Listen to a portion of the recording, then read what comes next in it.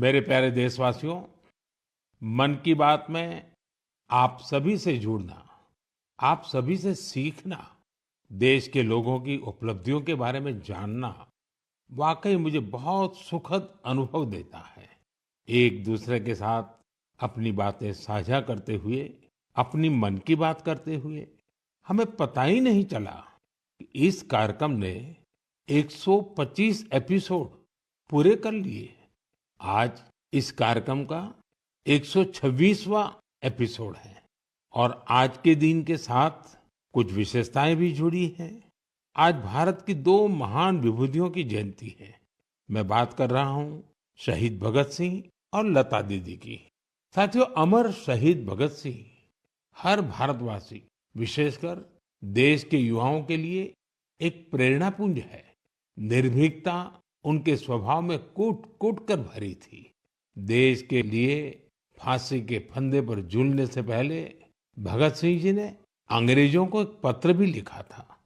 उन्होंने कहा था कि मैं चाहता हूं कि आप मुझे और मेरे साथियों से युद्ध बंदी जैसा व्यवहार करें।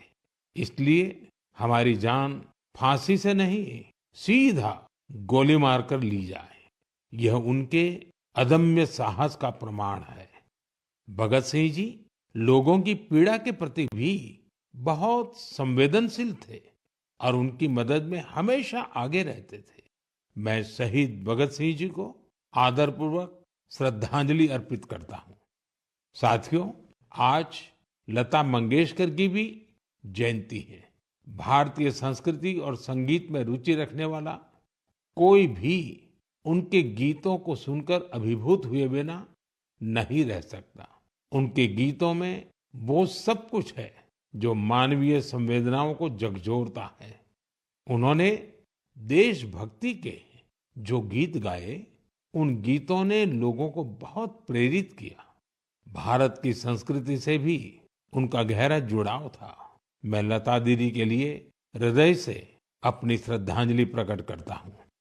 साथियों, लता दीदी जिन महाविभूतियों से प्रेरित थी, उनमें वीर सावरकर भी एक हैं, जिन्हें वो तात्या कहती थी। उन्होंने वीर सावरकर जी के कई गीतों को भी अपने सुरों में पिरोया। लता दीदी से मेरा स्नेह का जो बंधन था, वो हमेशा कायम रहा। वो मुझे बिना भूले हर साल राखी भेजा करती थी। मुझे याद है, मराठी सुगम संगीत की महान हस्ती सुधीर फडके जी ने सबसे पहले लता दीदी से मेरा परिचय कराया था और मैंने लता दीदी को कहा कि मुझे आपके द्वारा गाया और सुधीर जी द्वारा संगीतबद्ध गीत ज्योति कलश छलके बहुत पसंद है। साथियों, आप भी मेरे साथ इसका आनंद लीजिए।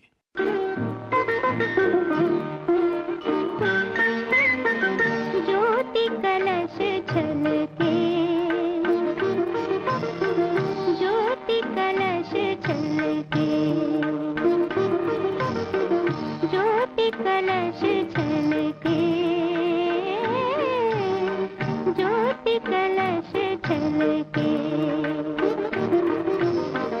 वे गुलाबी लाल सुनहरे रंग दल बादल के, ज्योति कलश छलके। मेरे प्यारे देशवासियों, नवरात्रि के इस समय में हम शक्ति की उपासना करते हैं। हम नारी शक्ति का उत्सव मनाते हैं। बिजनेस से लेकर स्पोर्ट्स तक और एजुकेशन से लेकर साइंस तक, आप किसी भी क्षेत्र को लीजिए, देश की बेटियां हर जगह अपना परचम लहरा रही हैं। आज वे ऐसी चुनौतियों के भी पार कर रही हैं जिनकी कल्पना तक मुश्किल है। अगर मैं आपसे ये सवाल करूं, क्या आप समंदर में लगातार 8 महीने रह सकते हैं? क्या आप समंदर में पतवार वाली नाव, यानी हवा के वेग से आगे बढ़ने वाली नाव से 50,000 किलोमीटर की यात्रा कर सकते हैं? और वो भी तब जब समंदर में मौसम कभी भी बिगड़ जाता है। ऐसा करने से पहले आप हजार बार सोचेंगे, लेकिन भारतीय नौसेना की दो बहादुर ऑफिसर्स ने नाविका सागर परिक्रमा के दौरान ऐसा कर दिखाया है। उन्होंने दिखाया है कि साहस और दृढ़ संकल्प होता क्या है। आज मैं मन की बात के श्रोताओं को इन दो जाबाज ऑफिसर से मिलवाना चाहता हूँ। एक है लेफ्टिनेंट कमांडर दिलना और दूसरी है लेफ्टिनेंट कमांडर रूपा। ये दोनों ऑफिसर्स हमारे साथ फोन लाइन पर जुड़ी हुई हैं। हेलो। Hello sir. नमस्कार जी। नमस्कार सर। तो मेरे साथ लेफ्टिनेंट कमांडर दिलना और लेफ्टिनेंट कमांडर रूपा दोनों हैं आप साथ में? जी सर, दोनों है। चलिए आप दोनों को नमस्कारम और वणक्कम। वणक्कम सर। नमस्कारम सर। अच्छा, सबसे पहले तो देशवासी सुनना चाहते हैं आप दोनों के बारे में, आप जरा बताइए। सर, मैं लेफ्टिनेंट कमांडर दिलना हूँ और मैं इंडियन नेवी में लॉजिस्टिक्स कैडर से हूँ सर। मैं नेवी में 2014 में कमीशन हुई थी सर और मैं केरला में कोझिकोड से हूँ। सर, मेरा फादर आर्मी में थे और मेरा मदर हाउसवाइफ है। मेरा हस्बैंड भी इंडियन नेवी में ऑफिसर है सर और मेरा सिस्टर एनसीसी में नौकरी करती है। जय हिंद सर, मैं लेफ्टिनेंट कमांडर रूपा हूँ और मैं navy 2017 naval armament inspection cadre में ज्वाइन किया है और मेरे फादर तमिलनाडु से है और मेरे मदर पौंडीचेरी से है। मेरे फादर एयरफोर्स में थे सर। एक्चुअली डिफेंस ज्वाइन करने के लिए मुझे उनसे ही प्रेरणा मिली और मेरी मदर होम मेकर थी। अच्छा दिलना और रूपा, आपसे मैं जानना चाहूंगा कि आपकी जो सागर परिक्रमा में आपका एक्सपीरियंस देश सुनना चाहता है और मैं पक्का मानता हूँ ये कोई सरल काम नहीं है, कई कठिनाइयां आई होगी, बहुत मुश्किलें आपको पार करनी पड़ी होगी। जी सर, मैं आपको ये बोलना चाहती हूँ कि लाइफ में सर एक बार हमें ऐसा मौका मिलता है जो हमारी जिंदगी बदल देती है सर। और ये सर्कम नेविगेशन वो हमारे लिए ऐसी एक अपॉर्चुनिटी थी जो इंडियन नेवी और इंडियन गवर्नमेंट ने हमें दिया है। और इस एक्सपेडिशन में हम लगभग 47,500 किलोमीटर सेल किया सर। हमने 2 अक्टूबर 2024 को निकला गोवा से और 29 मई 2025 को वापस आया। और इस एक्सपेडिशन हमें कंप्लीट करने के लिए 238 डेज लगे सर और 238 डेज हम सिर्फ दोनों थे सर इस बोट पे। और सर एक्सपेडिशन के लिए हमने 3 साल की तैयारी की, नेविगेशन से लेके कम्युनिकेशन, इमरजेंसी डिवाइसेस को कैसे ऑपरेट करना, डाइविंग कैसे करते हैं और बोट में कुछ भी तरह की इमरजेंसी हो जैसे मेडिकल इमरजेंसी से हो कैसे मैनेज करना, ये सब के बारे में हमें इंडियन नेवी ने ट्रेनिंग दिया सर। और इस यात्रा में सबसे मेमोरेबल मोमेंट में बोलना चाहती हूँ सर कि हमने भारत की झंडा पॉइंट नीमो पर लहराया सर। सर, पॉइंट नीमो दुनिया की सबसे रिमोटेस्ट लोकेशन पे है सर। वहाँ से सबसे पास कोई इंसान है तो वो इंटरनेशनल स्पेस स्टेशन में है और वहाँ पे एक सेल बोट में पहुँचने वाला पहला भारतीय और पहला एशियन और दुनिया के पहला इंसान हम बने सर। और ये हमारे लिए गर्व की बात है सर। वाह, बहुत बहुत बधाई आपको। Thank you sir. आपके साथी भी कुछ कहना चाहते हो? सर, मैं ये कहना चाहती हूँ कि ये सेल बोट से ये दुनिया का सर्कम नेविगेशन जो किया है उनका नंबर माउंट एवरेस्ट पहुंचने वाला के नंबर से बहुत कम है। और एक्चुअली जो सेल बोट से अकेले जो सर्कम नेविगेशन करते हैं उनके नंबर जो स्पेस में गए हैं उनके नंबर से भी बहुत कम है। अच्छा, इतनी कॉम्प्लेक्स जर्नी के लिए बहुत टीम वर्क की जरूरत होती है और वहाँ तो टीम में आप 2 ही ऑफिसर्स थे, आप लोगों ने कैसे मैनेज किया इसको? जी सर, ऐसे यात्रा के लिए हम दोनों को एक साथ मेहनत करना पड़ता था और जैसे लेफ्टिनेंट कमांडर दिलना ने बोला, ये अचीव करने के लिए सिर्फ दोनों था बोट पे और हम बोट रिपेयरर थी, इंजन मैकेनिक थी, sail maker, medical assistant, cook, cleaner, diver, navigator और सब कुछ एक साथ बनना पड़ता था। और ये हमको अचीव करने के लिए इंडियन नेवी का बड़ा कंट्रीब्यूशन था और हमको हर तरह की ट्रेनिंग दिया है। एक्चुअली सर, हम 4 साल से साथ सेल कर रहे हैं तो एक दूसरे की स्ट्रेंथ और वीकनेस हम अच्छी तरह से जानते हैं इसलिए हम सबको कहते हैं कि हमारे बोट पर एक इक्विपमेंट थी जो कभी फेल नहीं हुआ, वो हम दोनों का टीम वर्क था। अच्छा, जब मौसम खराब होता था, क्योंकि ये समुद्री दुनिया तो ऐसी ही है, जहाँ मौसम का कोई ठिकाना नहीं, तो आप उस सिचुएशन को कैसे हैंडल करते थे? सर, हमारा यात्रा में बहुत सारा एडवर्स चैलेंजेस सब थे सर। हम इस एक्सपेडिशन में कई चैलेंजेस फेस करना पड़ा। स्पेशली सर, सदर्न ओशन में हमेशा मौसम बुरा होता है। हमें 3 तूफानों को भी फेस करना पड़ा। और सर, हमारा बोट सिर्फ 17 मीटर का है और लेंथ में उसका विड्थ है सिर्फ 5 मीटर। तो कभी कभी कुछ लहरें आती थी जो 3 स्टोरी बिल्डिंग से भी बड़ी थी सर। और हमने बहुत ज्यादा गर्मी और बहुत ज्यादा सर्दी दोनों फेस किया है हमारे जर्नी में। अंटार्कटिका में सर, जब हम सेल कर रहे थे, हमारा टेम्परेचर 1 डिग्री सेल्सियस और 90 किलोमीटर पर आवर का हवा दोनों एक साथ हमको सामना करना पड़ा था। और हमने ठंड से बचने के लिए 6 to 7 लेयर कपड़े एक साथ पहनते थे और पूरा सदर्न ओशन हमने ऐसी 7 लेयर ऑफ क्लोथिंग से किया सर। एंड कभी कभी हम गैस स्टोव लेके हमारा हाथ को गर्म करते थे सर। और कभी ऐसे सिचुएशंस भी होते हैं जब हवा बिल्कुल नहीं होता है और हम सेल्स पूरा नीचे करके हम ड्रिफ्ट होते रहते हैं। और ऐसे वाले सिचुएशन में एक्चुअली सर हमारे पेशेंस टेस्ट होता है। लोगों को सुन करके भी बहुत हैरानी होगी कि हमारे देश की बेटियां ऐसा कष्ट उठा रही हैं। अच्छा, इस परिक्रमा के दौरान आप अलग अलग देशों में रुकती भी रही, वहाँ क्या एक्सपीरियंस होता था? जब भारत की 2 बेटियों को लोग देखते होंगे तो उनके मन में बहुत सारी बातें रहती होगी। जी सर, हमको बहुत अच्छा एक्सपीरियंस मिला सर। हमने 8 महीनों में 4 जगह पे रुकी थी sir. Australia, New Zealand, port Stanley और साउथ अफ्रीका सर। हर जगह पे एवरेज कितना समय रुकना होता था? सर, हमने 14 डेज स्टे किया सर, एक जगह पे। एक जगह पे 14 डेज? Correct sir. और सर, हमने दुनिया के हर कोने में भारतीय को देखे सर। वो भी बहुत एक्टिव और बहुत कॉन्फिडेंस के साथ भारत का नाम रोशन कर रहे हैं। और हमको ऐसे लगा कि हमारा जो सक्सेस है सर, वो अपना भी सक्सेस समझते थे।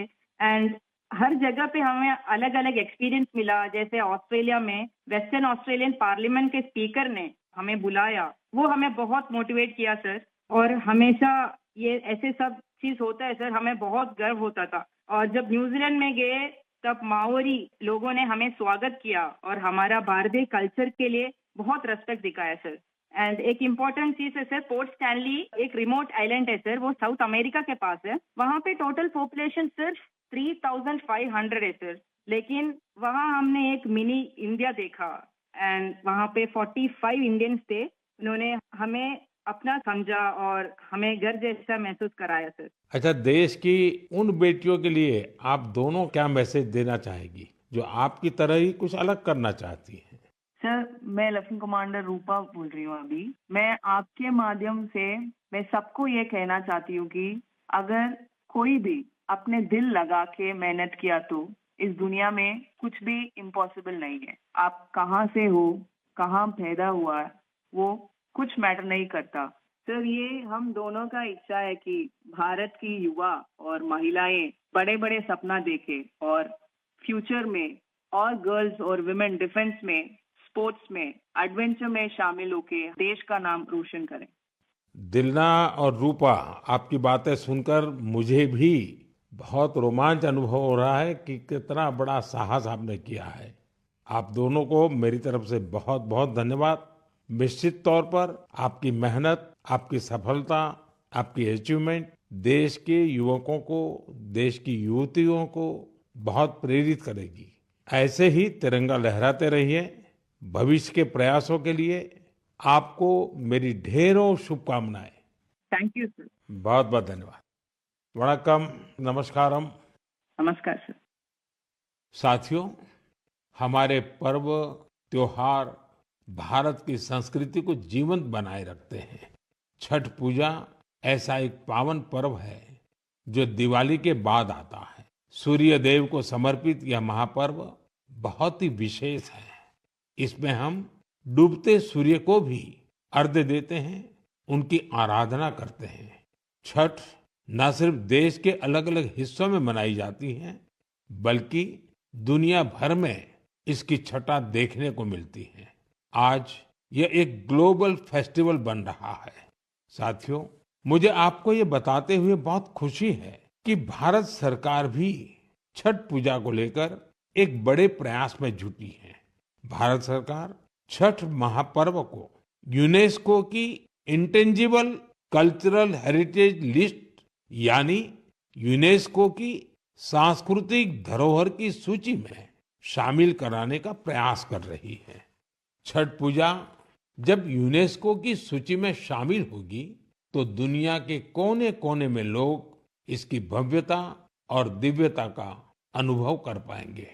साथियों, कुछ समय पहले भारत सरकार के ऐसे ही प्रयासों से कोलकाता की दुर्गा पूजा भी यूनेस्को की इस लिस्ट का हिस्सा बनी है।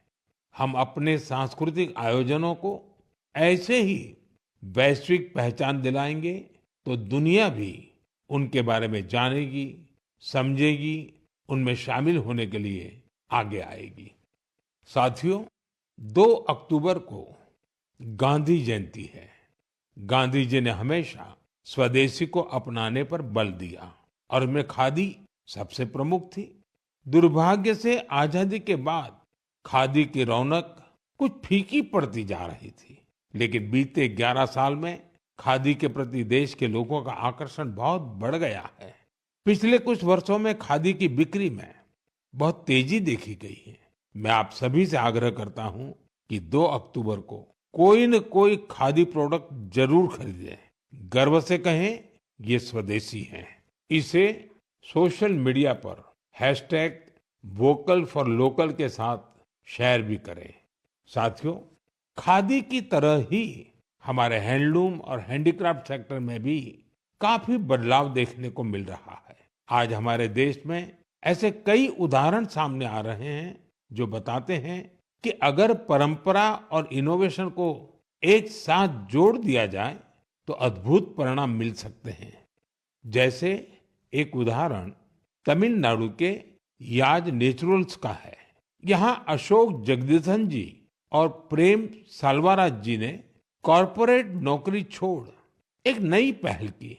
उन्होंने घास और केला फाइबर से योगा मैट बनाए, हर्बल रंगों से कपड़े रंगे और 200 परिवारों को ट्रेनिंग देकर उन्हें रोजगार दिया। झारखंड के आशीष सत्यव्रत साहू जी ने जोहार ग्राम ब्रांड के जरिए आदिवासी बुनाई और परिधानों को ग्लोबल रैंप तक पहुंचाया है। उनके प्रयासों से आज झारखंड की सांस्कृतिक धरोहर को दूसरे देशों के लोग भी जानने लगे हैं।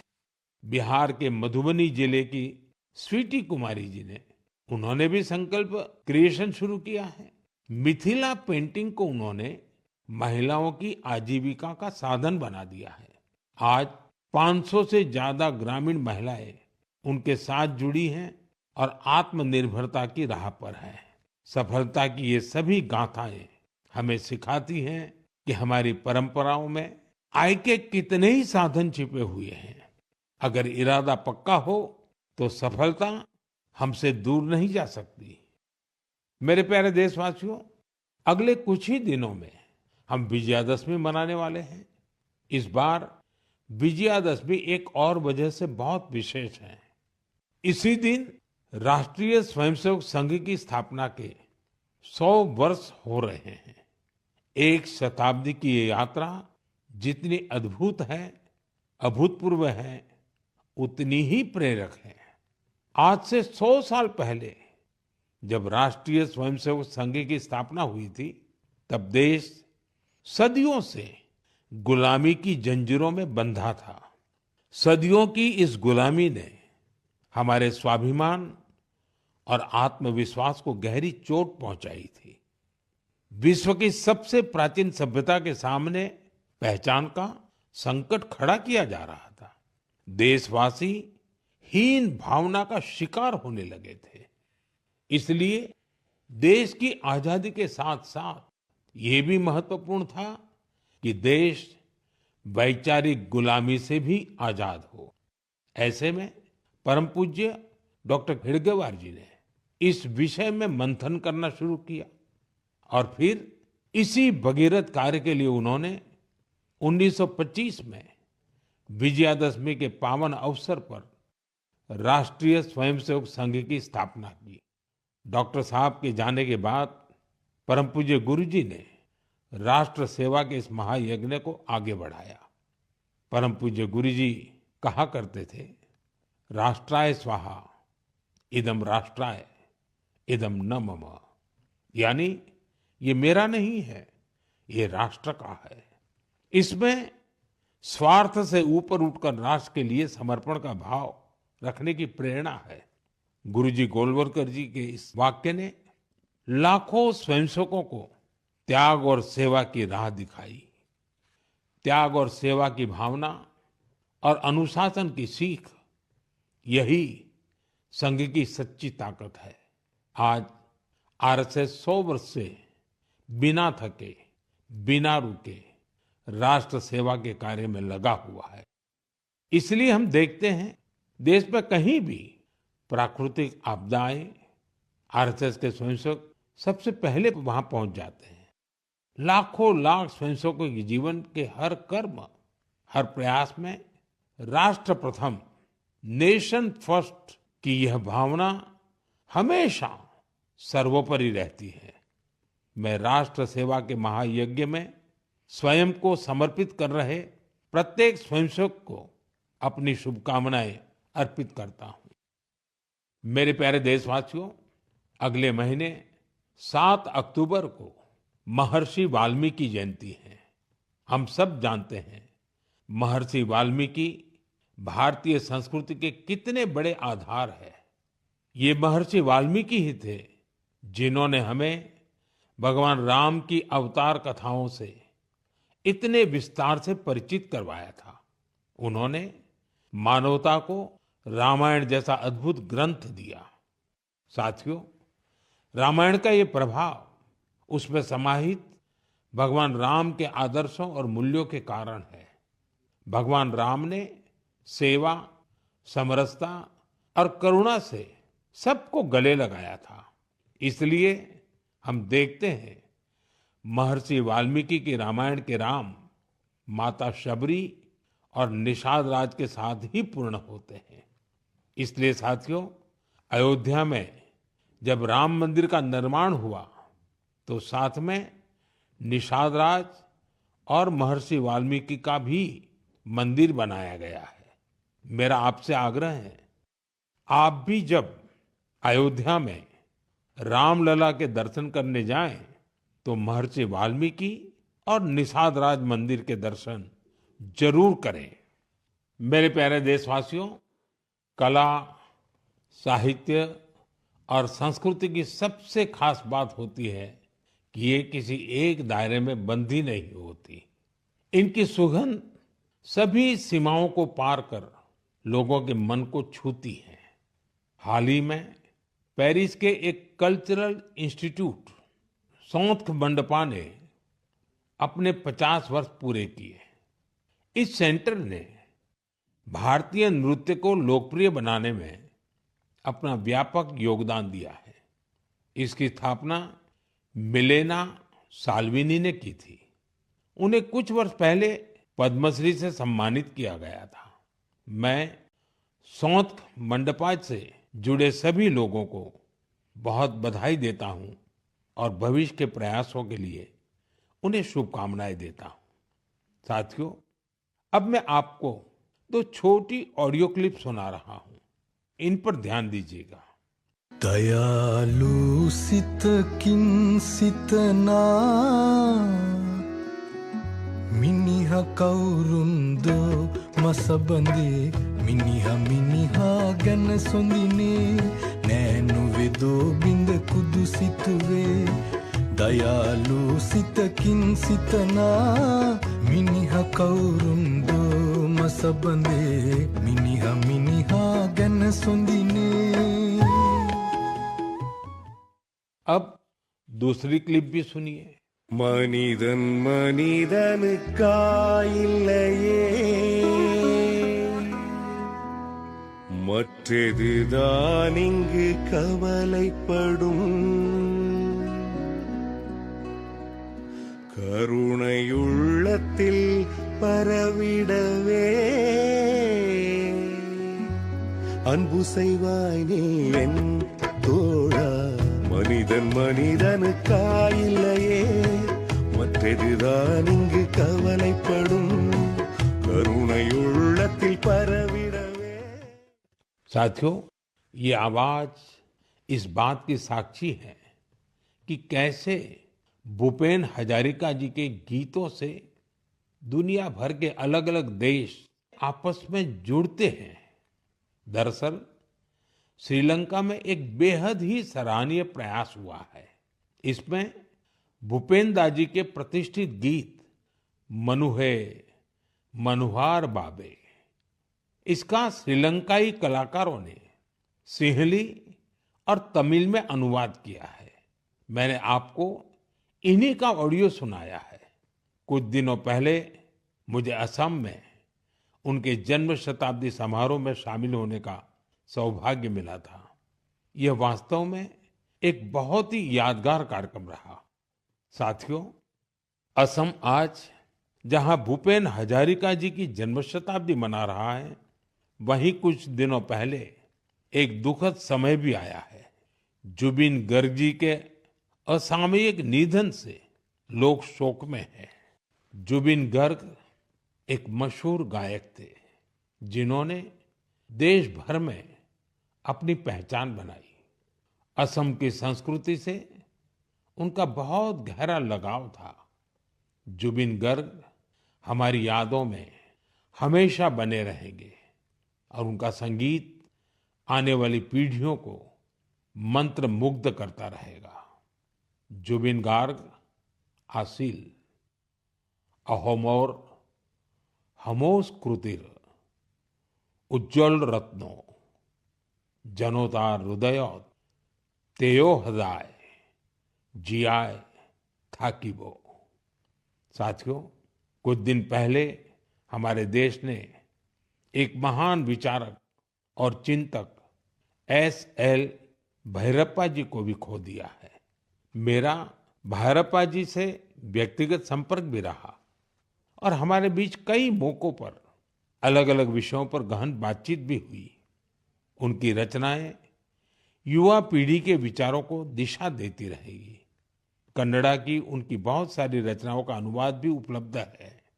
उन्होंने हमें बताया कि अपनी जड़ों और संस्कृति पर गर्व करना कितना मायने रखता है। मैं S.L. भैरप्पा जी को अपनी भावभीनी श्रद्धांजलि अर्पित करता हूं और युवाओं से उनकी रचनाएं पढ़ने का आग्रह करता हूं। मेरे प्यारे देशवासियों, आने वाले दिनों में एक के बाद एक त्योहार और खुशियां आने वाली हैं। हर पर्व पर हम खरीदारी भी खूब करते हैं और इस बार तो GST बचत उत्सव भी चल रहा है। साथियों, एक संकल्प लेकर आप अपने त्योहारों को और खास बना सकते हैं। अगर हम ठान लें कि इस बार त्योहार सिर्फ स्वदेशी चीजों से ही मनाएंगे, तो देखिएगा हमारे उत्सव की रौनक कई गुना बढ़ जाएगी।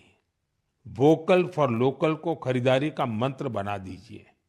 ठान लीजिए हमेशा के लिए जो देश में तैयार हुआ है वही खरीदेंगे। जिसे देश के लोगों ने बनाया है वही घर ले जाएंगे। जिसमें देश के किसी नागरिक की मेहनत है उसी सामान का उपयोग करेंगे।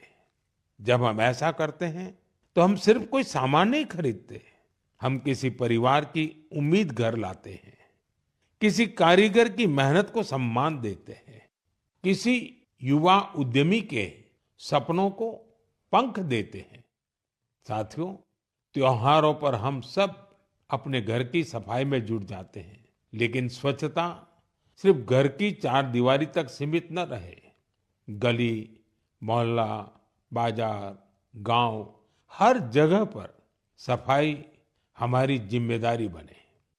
साथियों, हमारे यहाँ ये पूरा समय उत्सवों का समय रहता है और दिवाली एक प्रकार से महा उत्सव बन जाता है। मैं आप सबको आने वाली दीपावली की भी बहुत बहुत शुभकामनाएं देता हूं, लेकिन साथ साथ फिर से दोहराऊंगा हमें आत्मनिर्भर बनना है, देश को आत्मनिर्भर बना करके ही रहना है और उसका रास्ता स्वदेशी से ही आगे बढ़ता है। साथियों, मन की बात में इस बार इतना ही। अगले महीने फिर नई गाथाओं और प्रेरणाओं के साथ मुलाकात करूंगा। तब तक आप सबको शुभकामनाएं। बहुत बहुत धन्यवाद।